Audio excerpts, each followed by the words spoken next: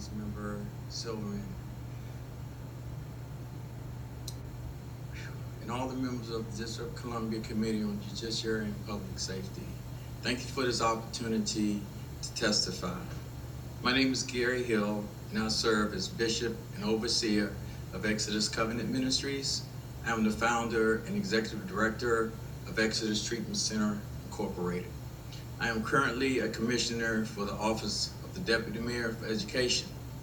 I've worked closely with the DC Housing Authority communities for 12 years in Wards 6, 7, and 8. And now with a concerted effort in office space in Woodland Terrace in Southeast Washington, DC. So for full disclosure and transparency, I've not always been a bishop, an executive director, or a commissioner. I have my own struggles growing up in Washington, D.C., and by the grace of God, overcame my own self-destructive battles, substance abuse, and a violent lifestyle. I was once the community that I now serve.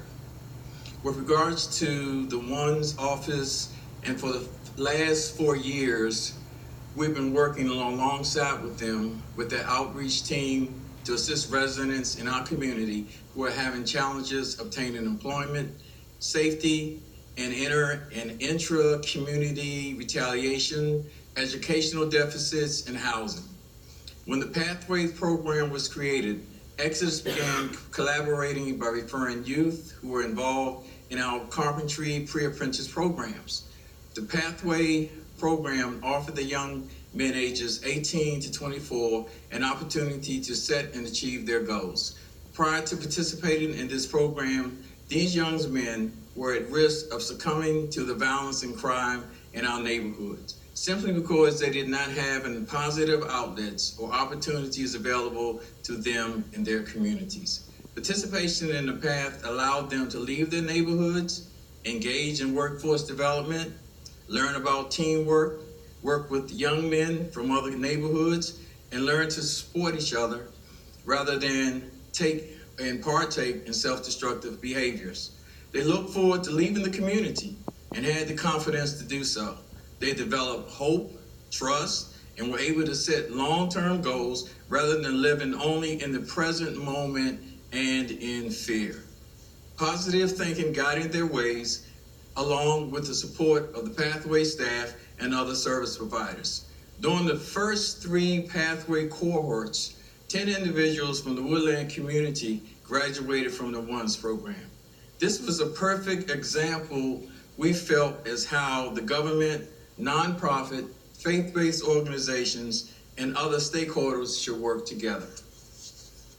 More recently, Exodus was selected by the ONES to bring prevention, conflict resolutions, and empowerment to the Woodland community as a part of the larger violence interruption initiatives. The ONES approach to violence interruption is based on an innovative and evidence-based models, and we are so honored to be one of the grantees selected to do the work in the Woodland community. With our current grant, we have been able to bring in clinical services and counseling for the individuals and families who are dealing with trauma. And that's one of the things, one of the areas that I haven't heard a lot about today in terms of helping to support the communities and neighborhoods who suffer from a lot of the traumatization and violence that has taken place. And with the leadership of Director Delbert McFadden, and looking at a much larger scope and picture, he recognizes that not only do we need to serve those individuals who have particular type of behaviors, but he recognizes that also that the community suffers and the community is traumatized, and there are a lot of different issues that are going on within the community. So I applaud the director for bringing a much larger vision and signaling us to come in to support those efforts.